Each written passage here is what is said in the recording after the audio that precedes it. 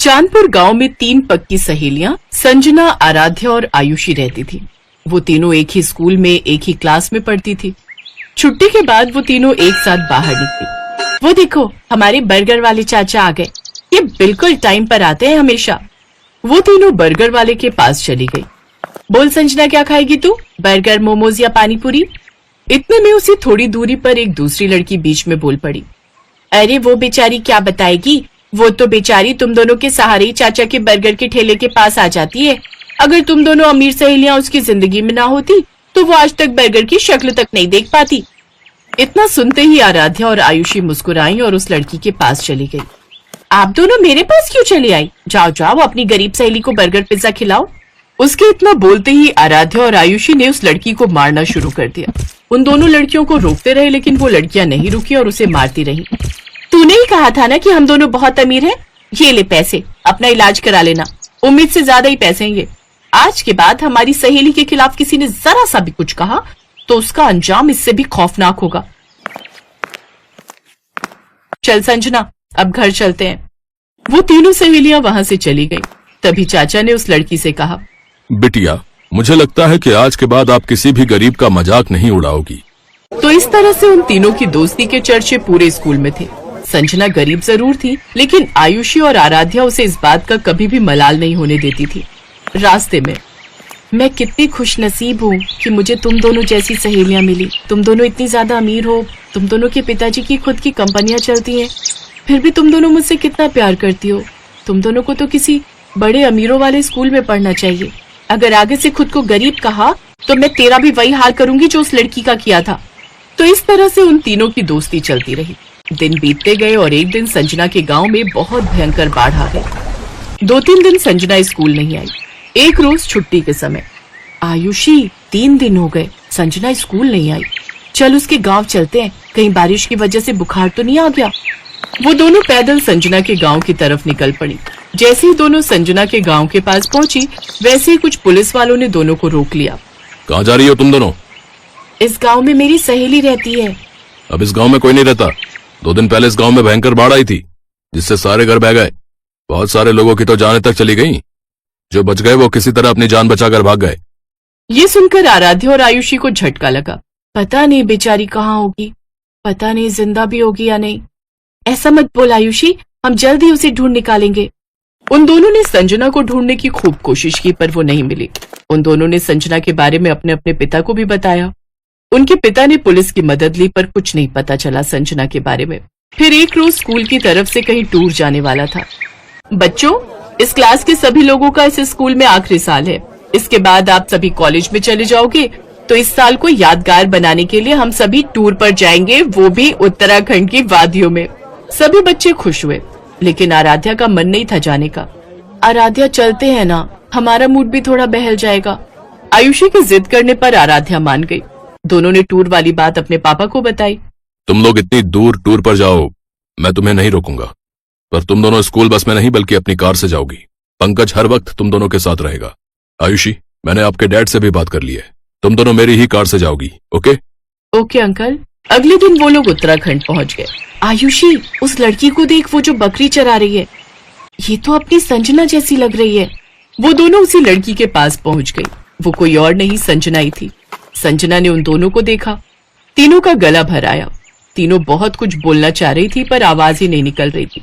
पता है, हमने तुझे कहाँ कहाँ नहीं ढूंढा, अचानक से गायब हो गई तू। सब कुछ बताऊंगी। आओ, यही पास में मेरा घर है, चलोगी नहीं? क्यों नहीं चलेंगे? हाँ चल चले। तीनों कार में बैठकर संजना के घर पहुंच गए। उसका घर कुछ खास अच्छा नहीं था। संजना के माता पिता ने खिड़की से ही उस कार को बाहर देख लिया और वो डर गए। ये इतनी बड़ी कार तो हमारे घर की तरफ आ रही है, कहीं ये लोग बैंक की तरफ से तो नहीं आए हैं? इनका आना तो बनता ही है। अगर हम टाइम पर लोन जमा कर देते तो ये लोग नहीं आते। अब ये लोग हमारे घर का सारा सामान उठाकर ले जाएंगे।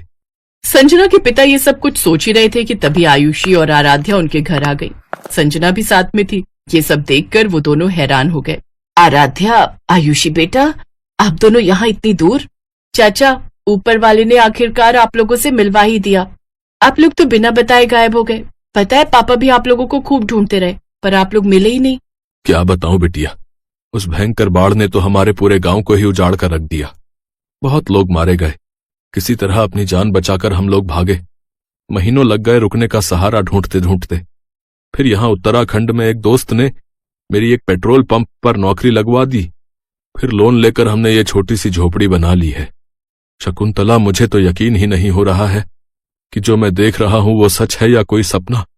सही कहा आपने। ये दोनों बहुत बड़े घर की बेटियां हैं, फिर भी हमारी संजना से इन्होंने आज तक दोस्ती नहीं तोड़ी। अगर पूरा देश ऐसा ही हो जाए तो ये देश फिर से महान बन जाएगा। अम्मा, तुम तो जानती हो कि ये दोनों मेरी बचपन की सहेलियां हैं।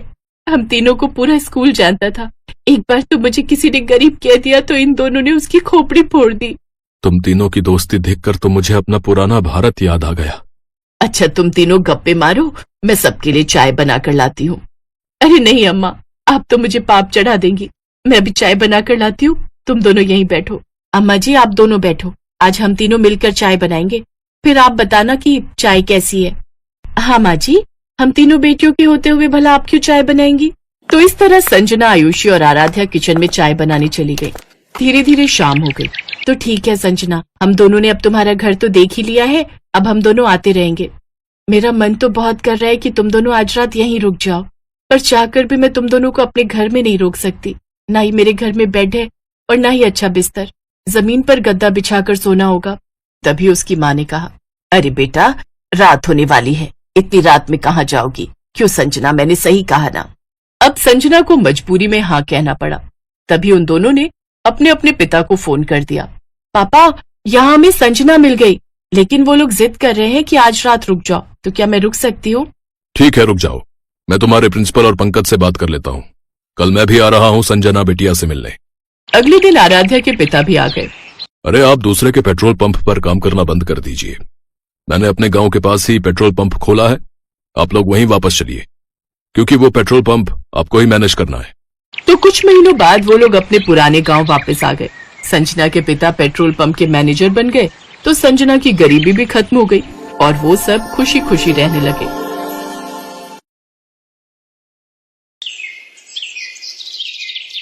कविता, कविता, आजा। अरे काजल, तुम? हाँ आजा, मैं कॉलेज ही जा रही हूँ, चल आजा, साथ चलते हैं। काजल के बार बार कहने पर कविता उसकी कार में बैठ गई। उस महंगी कार को काजल का ड्राइवर चला रहा था और पीछे काजल और कविता बैठी थी। अरे वाह यार काजल, तेरी गाड़ी तो बहुत शानदार है। हाँ, मेरे पापा की है, वो आज फैक्ट्री नहीं गए तो उन्होंने ड्राइवर भैया से कहा कि मुझे कॉलेज छोड़ाए।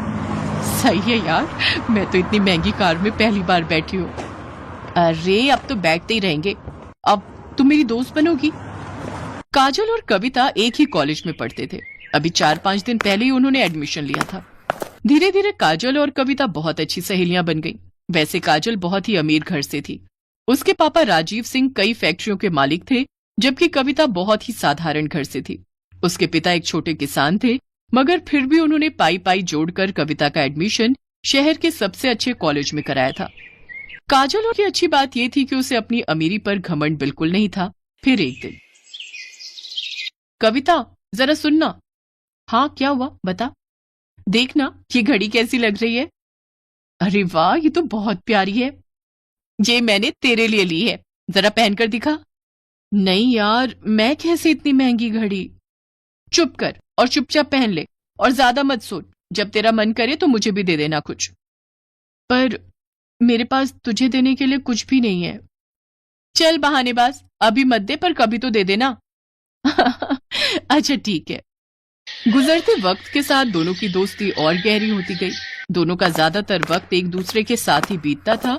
और फिर एक दिन, कविता, ये लड़का कौन है यार? इससे पहले तो कभी नहीं देखा इसे। कौन? वो हैंडसम? सच में बड़ा कूल दिखता है यार। उनका नाम आकाश है और वो हमारे सीनियर हैं पगली। तो क्या हुआ? ओए जरा कंट्रोल में। मैंने सुना है कि बड़ा ब्रह्मचारी टाइप लड़का है। कॉलेज की सारी लड़कियां उस पर फिदा हैं, पर वो किसी को घास नहीं डालता। अच्छा, तो तू देख, अब इसकी तपस्या तो काजल नाम की ये अप्सरा ही भंग करेगी। हट, बेशर्म कहीं की। आकाश पर काजल का दिल आ गया था। शुरू में उन दोनों में हाय हलो हुई और फिर धीरे धीरे उनमें प्यार भी हो गया। काजल को उसका प्यार मिला तो कविता बहुत खुश हुई। लेकिन फिर एक दिन, काजल, फाइनल रिजल्ट आते ही मैं यूएस चला जाऊंगा। यूएस पर क्यों? वहां मेरी प्लेसमेंट हो गई है और जिस कंपनी ने मुझे हायर किया है वो चाहती है कि मैं पहले यूएस में उनके हेडक्वार्टर में 1 साल काम करूं और सीखूं और फिर वो मुझे इंडिया वापस भेजेंगे। पर मैं 1 साल कैसे रहूंगी तुम्हारे बिना? कहते हैं सब्र का फल मीठा होता है पगली। अरे तू कब आई? जब तुम दोनों आशिकी फरमा रहे थे। सुन, जाने दे आकाश को, वो वहां नहीं जाएंगे तो जॉब कैसे लेंगे? क्यों, मैंने सही कहा ना? बिल्कुल सही। काजल, बस 1 साल दे दे मुझे, फिर मैं तुम्हारे पापा से तुम्हारा हाथ मांगने आऊंगा। ठीक 1 महीने बाद आकाश काजल से विदा लेकर विदेश चला गया। काजल उसे याद करती और हसीन सपने बुनती, लेकिन होनी को तो कुछ और ही मंजूर था। अचानक काजल ने कॉलेज आना बंद कर दिया। उसका फोन भी बंद आ रहा था। कविता को उसकी चिंता होने लगी तो एक दिन वो काजल के घर ही पहुंच गई। वहां उसका सामना काजल के पिता राजीव सिंह से हुआ। कौन हो तुम और क्या चाहिए? जी मैं वो काजल की दोस्त हूँ, उसे कुछ नोट्स देने आई थी। नोट्स? उनकी कोई जरूरत नहीं है, अब हो गई काजल की पढ़ाई। पर अभी कैसे? अभी तो लास्ट सेमेस्टर बाकी है ना अंकल। कह दिया ना तो कह दिया, चली जाओ यहां से और दोबारा कभी मत आना। कविता को कुछ समझ नहीं आ रहा था। वो उदास होकर वहां से जाने लगी, लेकिन घर के बाहर निकलते ही उसकी तरफ एक कागज की बॉल गिरी। कविता ने उस कागज को खोलकर देखा तो लिखावट काजल की थी।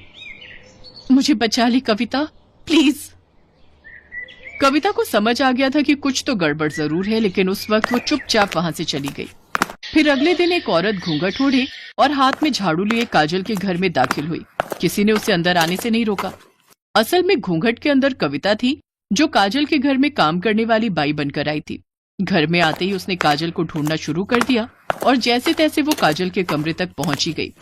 लेकिन कमरे का नजारा देखकर कविता हैरान रह गई। काजल का मुंह और हाथ पैर बंधे हुए थे। काजल, ये सब क्या है? किसने किया ये? कविता तू आ गई, भगवान का शुक्र है। कविता, मेरे पापा ने मेरा सौदा कर दिया है। तू तो जानती है ना कि मैं और आकाश एक दूसरे से कितना प्यार करते, पर मेरे पापा अपने बिजनेस पार्टनर से मेरी शादी कराना चाहते हैं। वो 55 साल का बुढ़ा है। उसने अपनी पहली पत्नी को मार दिया था और वो मुझे भी मार देगा। हैं? पर तेरे पापा वो ऐसा कैसे कर सकते हैं तेरे साथ? उन्होंने उस बुढ़े से बहुत बड़ा लोन लिया था जिसे वो चुका नहीं पाए, और पैसों के बदले अब वो मुझे सौंपने वाले उस बुढ़े को। इतना कहकर काजल फूट फूट कर रोने लगी, लेकिन कविता तैयार थी अपनी सहेली को इस मुसीबत से निकालने के लिए। उसने तुरंत दिमाग दौड़ाया और अपनी साड़ी उतारकर काजल को पहना दी और खुद काजल के कपड़े पहनकर उसकी जगह बैठ गई। फिर कविता की जगह काजल आराम से घर से बाहर निकल गई। फिर कुछ देर के बाद, कौन है? अरे कमिश्नर साहब, आप यहाँ? क्या हुआ? क्या बात है? मुझे आपके घर की तलाशी लेनी है। पर तलाशी क्यों? क्योंकि मुझे खबर मिली है कि आपने यहाँ किसी लड़की को कैद करके रखा है। इतना कहकर पुलिस कमिश्नर के साथ आए पुलिस वालों ने घर की तलाशी शुरू कर दी और कुछ ही मिनटों में कविता उनके साथ खड़ी थी। उसके चेहरे पर चोट के कई निशान थे। असल में राजीव को जैसे ही कविता और काजल के प्लान का पता चला तो उसने कविता को ही अपने गुस्से का शिकार बनाया और उसके साथ मारपीट की। लेकिन अब वो अपना किया भुगतने वाला था। पुलिस ने फौरन राजीव को गिरफ्तार कर लिया। उधर आकाश को जैसे ही इन सब की खबर मिली तो वो भागा भागा यूएस से इंडिया आ गया और फिर कविता ने एक मंदिर में आकाश और काजल की शादी कराई। थैंक यू कविता, अगर तुम ना होती तो। अरे ऐसे कैसे नहीं होती मैं? मेरी सहेली को जब भी मेरी जरूरत होगी मैं हमेशा उसके साथ खड़ी रहूंगी। इतना कहकर कविता ने काजल को गले से लगा लिया और काजल बस यही सोच रही थी कि जो तोहफा कविता ने उसे दिया है क्या वो कभी उसकी बराबरी कर पाएगी।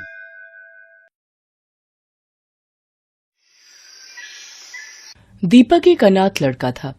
एक बड़े स्कूल में सफाई का काम करने वाले दीनू को वो एक कचरे के ढेर के पास लावारिस हालत में मिला था। दीनू ने शादी नहीं की थी।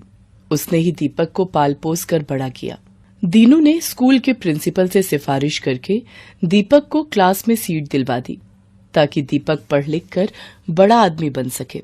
दीपक अब 9वीं कक्षा में आ गया था और उसके एग्जाम आने वाले थे। दीपक पढ़ने में अच्छा था, उसे अच्छे नंबर लाकर पास होना था। इसलिए दीनू के सो जाने के बाद दीपक रात में स्ट्रीट लैंप से आने वाली रोशनी में पढ़ाई करता था। दीपक की ही क्लास में स्कूल के ट्रस्टी मिस्टर मेहता का बेटा अर्जुन भी पढ़ता था। अर्जुन दीपक से बहुत चिढ़ता था। ट्रस्टी का बेटा है, इसी डर से कुछ टीचर ना चाहते हुए भी अर्जुन की झूठी तारीफ करते थे और दीपक को नीचा दिखाने में अर्जुन का साथ देते थे। सर बताइए, ये रेस किसने जीती है? आप तो अच्छे से जानते हैं ना विनर कौन है। हाँ हाँ दीपक, तुम इस रेस में हार चुके हो। अर्जुन तुमसे पहले ही उस लाइन में पहुंच गया था। देखा, मैं हमेशा जीतूंगा, मुझे कोई नहीं हरा सकता। दीपक मायूस होकर क्लास में आ जाता है। सर, कब तक हम अर्जुन से डरकर उसे झूठा विनर बनाते रहेंगे? मिस नैना, आप तो जानती हैं अर्जुन स्कूल के ट्रस्टी का बेटा है और प्रिंसिपल मैम ने हमें पहले ही ऑर्डर दिया हुआ है कि हमें अर्जुन के साथ बहुत अच्छे से पेश आना है, और फिर अगर हम ऐसा नहीं करेंगे तो हमारी नौकरी पर बात आ जाएगी। पर कब तक हम ये अत्याचार सहन करते रहेंगे? दीपक एक अनाथ गरीब स्टूडेंट है। दीनू काका ने उसे अपने बेटे की तरह पाल पोस कर बड़ा किया है और यहाँ पढ़ा रहे हैं ताकि दीपक बड़ा होकर अपने पैरों पर खड़ा हो सके। पर अर्जुन जैसे बच्चे दीपक जैसे होनहार बच्चों को आगे नहीं बढ़ने देते। फिलहाल तो हम कुछ नहीं कर सकते मिस नैना, हमें सब कुछ वक्त पर छोड़ देना चाहिए। एक दिन दूसरे स्कूल के टीचर प्रिंसिपल के साथ सब बच्चों को मिलने आए और वो दीपक की क्लास में गए। उन्होंने सब बच्चों से कंप्यूटर के कुछ सवाल पूछे, पर सबसे पहले दीपक ही हाथ खड़ा करता था। प्रिंसिपल ने दूसरे स्कूल के टीचर से कहा, अरे नहीं सर, इसे कोई उत्तर नहीं आता होगा। इसके घर तो कंप्यूटर ही नहीं है। ये हमारे स्कूल की सफाई कर्मचारी का बेटा है। उसने बहुत जिद की तो हमने इस अनाथ बच्चे पर मेहरबानी करके स्कूल में सीट दे दी। नहीं सर, मुझे सचमुच इस प्रश्न का उत्तर आता है, मैंने इसके बारे में पढ़ा है। सर, अर्जुन इस प्रश्न का उत्तर जानता है। अर्जुन, इस प्रश्न का उत्तर तुम दोगे। सर, मुझे इस प्रश्न का उत्तर नहीं आता, मैंने इसके बारे में नहीं पढ़ा। सर, मुझे पता है, क्या मैं उत्तर दूं? हाँ बेटा, तुम उत्तर दो। दीपक का उत्तर सही था। दूसरे स्कूल के टीचर के साथ साथ स्कूल के सभी बच्चे दीपक के लिए तालियां बजाते हैं। प्रिंसिपल सर बिल्कुल चुप थे। अर्जुन इस बात में अपना अपमान समझता है और दीपक से बदला लेने की योजना बनाता है। मुझे इस दीपक का कुछ करना ही होगा और मुझे पता है ये इस स्कूल से कैसे निकलेगा। दीपक की परीक्षा आने वाली थी। वो परीक्षा के लिए बहुत मेहनत कर रहा था। अर्जुन स्कूल के गार्ड को धमकाकर अगले दिन होने वाली परीक्षा का पेपर चुरा लेता है और दीपक के स्कूल बैग में रख देता है और जाकर प्रिंसिपल सर को भड़का देता है। आइए सर, मैंने अपनी आंखों से दीपक को कल होने वाले एग्जाम पेपर की चोरी करते देखा है। अगर आपको यकीन नहीं हो रहा तो आप गार्ड से भी पूछ सकते हैं। गार्ड से पूछने की जरूरत नहीं है, अभी हम दीपक का बैग चेक कर लेते हैं। अर्जुन तो पहले ही दीपक के बैग में एग्जाम के पेपर रख चुका था। दीपक के बैग में एग्जाम पेपर मिल जाता है। सर, मुझे नहीं पता ये पेपर मेरे बैग में कैसे आया, मैं इसके बारे में कुछ भी नहीं जानता, मेरा विश्वास कीजिए सर। जाकर दीनू को बुला कर लाओ। हमें इस दीपक जैसे स्टूडेंट को अपने स्कूल में एक सेकंड भी नहीं रखना। अगर ये इस स्कूल में रहा तो हमारे और भी बच्चे चोर बन सकते हैं। सर, मेरा दीपक चोरी नहीं कर सकता, ये ऐसा नहीं है, मेरा विश्वास कीजिए। बाबा, मैंने चोरी नहीं की, मुझे नहीं पता मेरे बैग में ये पेपर कहां से आया। मैं कुछ नहीं सुनूंगा। मैंने तुम पर तरस खाकर कि चलो अनाथ बच्चा पढ़ लिख जाएगा, इसलिए इस स्कूल में एडमिशन दिया, पर दीनू शायद इस बच्चे में संस्कार नहीं आ पाए। आखिर है तो अनाथ ही, और तुम भी तो मामूली सफाई वाले हो। हमें सब पता है ये गरीब बच्चे चोर ही बनते हैं। बड़े स्कूल में पढ़ने की इनकी औकात नहीं है। इसे ले जाओ यहां से, वरना मैं पुलिस को बुला लूंगा। दीनू रोता हुआ दीपक को ले जाने लगता है। अर्जुन अपनी मक्कारी पर बहुत खुश था। प्रिंसिपल अपने ऑफिस में आ जाते हैं। तभी वहां मिस नैना आती हैं। उनके साथ स्कूल के ट्रस्टी यानी कि अर्जुन के पिता भी ऑफिस में एंट्री करते हैं। सर, आपको पता भी है आपका बेटा अर्जुन अंधकार के रास्ते पर जा रहा है। आज उसने दीपक जैसे एक होनहार बच्चे पर चोरी का झूठा इल्जाम लगा दिया। मैं चाहती तो अर्जुन को चोरी करते समय भी रंगे हाथों पकड़ सकती थी, पर शायद ये छूट जाता, क्योंकि उसे घमंड है कि वो इस स्कूल के ट्रस्टी का बेटा है। मैंने उसे चोरी करते हुए सारी रिकॉर्डिंग अपने फोन में कर ली। ये देखिए मिस्टर मेहता, आपका बेटा स्कूल में एग्जाम पेपर चोरी कर रहा है। क्या आप चाहते हैं कि वो बुराई के रास्ते पर जाए और एक दिन आपका नाम मिट्टी में मिला दे? मैं चाहूं तो इस वीडियो को पूरे स्कूल में दिखा सकती हूँ, पर आप जानते हैं कि आपकी कितनी बदनामी होगी। आई एम सॉरी मिस नैना, मैं बिल्कुल नहीं जानता था कि मेरा बेटा मेरे नाम का इतना फायदा उठा रहा है। मुझे किसी ने कोई खबर नहीं दी। आप कृपया करके इस वीडियो को किसी को भी ना दिखाएं, नहीं तो मेरे बेटे का भविष्य खराब हो जाएगा। अर्जुन के पिता बहुत दुखी होते हैं। अर्जुन ऑफिस में आता है। वीडियो देखकर वो घबरा जाता है। पापा, मुझसे गलती हो गई। मैं सिर्फ दीपक से बदला लेना चाहता था। पापा, मुझे माफ कर दो। दीपक जैसे होनहार बच्चे पर चोरी का इल्जाम लगाते तुम्हें शर्म नहीं आई है? तुम्हें अपना बेटा कहते हुए मुझे सचमुच बहुत शर्मिंदगी महसूस हो रही है। मैं तुमसे अब कभी भी बात नहीं करूंगा। तुम जैसे चाहो अपनी लाइफ को जी सकते हो। अब तुम्हारी मम्मी और मैं तुमसे कोई मतलब नहीं रखेंगे। नहीं पापा, ऐसा मत करो। मैं आपसे और मम्मी से बहुत प्यार करता हूँ। मुझे माफ कर दो, मुझसे गलती हो गई। गलती तो हम सबसे हुई है। शायद अर्जुन के बिगड़ने में सबसे बड़ा हाथ मेरा है। हमने हमेशा अर्जुन को गलत करने में बढ़ावा दिया। पापा, मुझे बस एक बार माफ कर दो। अगर माफी मांगनी है तो मिस नैना और दीपक से मांगो। अब वही तुम्हें माफ कर सकते हैं। नैना मैम, मुझे माफ कर दीजिए। आप प्लीज ये वीडियो किसी को मत दिखाना। नहीं अर्जुन बेटा, मैं ये वीडियो किसी को नहीं दिखाऊंगी। मैं तुम्हारी गुरु हूँ और तुम्हें सही राह पर लाना मेरा फर्ज है। अर्जुन दीपक से माफी मांगता है। दीपक, मुझे माफ कर दे मेरे दोस्त। मैंने तो तुम्हें कब का माफ कर दिया अर्जुन। और दोस्तों को गले लगाते हैं, उनसे माफी नहीं मांगते। इतना कहते ही दीपक अर्जुन को गले से लगा लेता है। उन दोनों को आपस में गले लगता देख स्कूल का सारा स्टाफ और दीनू बहुत खुश होता है। Best buddies. Hello friends. Thanks for watching this video. अगर आपको ये वीडियो पसंद आया है तो प्लीज लाइक, सब्सक्राइब, कमेंट्स करें इस वीडियो पर। और हाँ, शेयर करना भी ना भूलें। और भी मजेदार वीडियो देखने के लिए नीचे दिए गए बेल आइकॉन को दबाएं।